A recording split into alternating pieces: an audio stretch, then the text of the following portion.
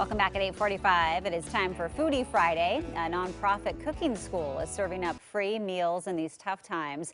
Feed the Mass is making restaurant quality dishes to help people in need. The volunteer-led group is getting Portland chefs involved as well. So joining us this morning to talk about their efforts is Jacobson Valentine, Executive Director and founder of Feed the Mass. Good morning. Good morning, y'all. How are you doing? Doing well. How about you?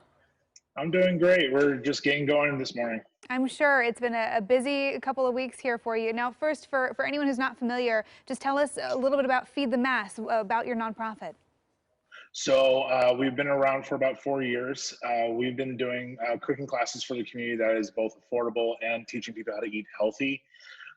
We've actually pivoted since the coronavirus and started actually giving free meals to the community. Okay, and how did you guys get started? I mean, what was the inspiration? So when COVID hit, we couldn't do any more cooking classes, and we were like, well, how can we better help our community and get people to keep eating healthy? And a lot of it is literally just feeding people. So we've been doing about close to 1,500 meals a week for the last 5 months. And then since the wildfires started, we've done about close to about 10,000 meals. And if we go through the entire weekend, we're going to be close to about 1,500 meals or 15,000 meals for the entire week. Oh my gosh! So you've really kind of shifted efforts here in the last couple of weeks to the wildfire victims or first responders or both. So everyone actually. So there's actually a tier to like everything that is happening. So right now we're helping evacuees, we're helping first responders, and then we also have the houseless community that we are also helping out because they're also being displaced because of the smoke. We're also helping families who can't get to stores, still can't be able to get out. So we're actually delivering meals directly to people at their houses as well. Yeah, it sounds like you guys really know, I mean, just about, the importance of change and being proactive versus Yeah. reactive during times like this. Yeah, so I mean that's kind of like how we're really focusing, like being really proactive and seeing how like making sure right now we are getting everyone fed.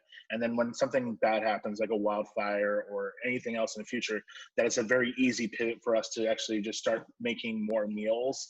And we already have the connections with different businesses and stores to be able to actually do that. So that's kind of like our main focus is not really being reactive, but really being proactive and making sure that people are fed healthy meals no matter what. Well, Jacobson, this is a huge undertaking. I mean, you're helping thousands of people in the community right now. How are you able to feed the city for free?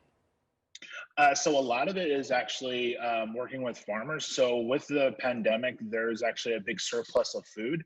We're working with Oregon Food Bank. We're working with other different stores like Whole Foods, Green Zebra. We're working with other food pantries who are all inundated with a lot of extra food. With that extra food is a lot of free produce, dairy, beans, rice, and then we try to kind of come up with the best meals. We work with organizations like Northwest Waves, which gives us a bunch of fish, working with the Northeast Food Pantry, and they give us a bunch of beef. Just right now, over the last week, we've created about close to 20 to 30 business connections that are also just providing free meals because their businesses are closed and they don't want their food to go to waste. And that's kind of the big issue right now is there's a lot of food waste that's happening in Portland, and we want to kind of correct that by creating better options to do with that food waste. Okay, and how, as far as picking up these meals, how do people go about that? And what are the volunteering opportunities involved? So right now we are at the Breathe Building, which is on 50th and Division. We are having people walk up if they want to, but with the air quality, it's a little bit hard for most people. So we have an ambassador program where we actually go and go to people's houses and set up pods where people can pick up that is a little bit closer so they don't have to be put into this air quality. And then on top of that, we are also, if people need more meals, we have a online form on our website, feedthemass.org.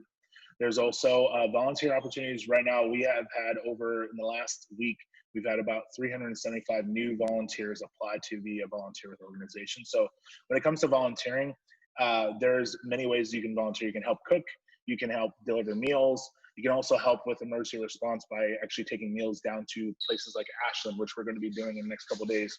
Wow. We're working with Nike, and we're going to be getting 1,000 meals a day sent down to Southern Oregon to make sure they're getting fed. Oh my and gosh, they're getting the meals they need. that is incredible. So, yeah. Jacobson, a huge undertaking. Thank you so much for the work that you and all your friends are doing. And of course, if people want to learn more about Feed the Mass, the project, if they want to help, we're going to put all the information at coin.com. Thank you. Have a good one.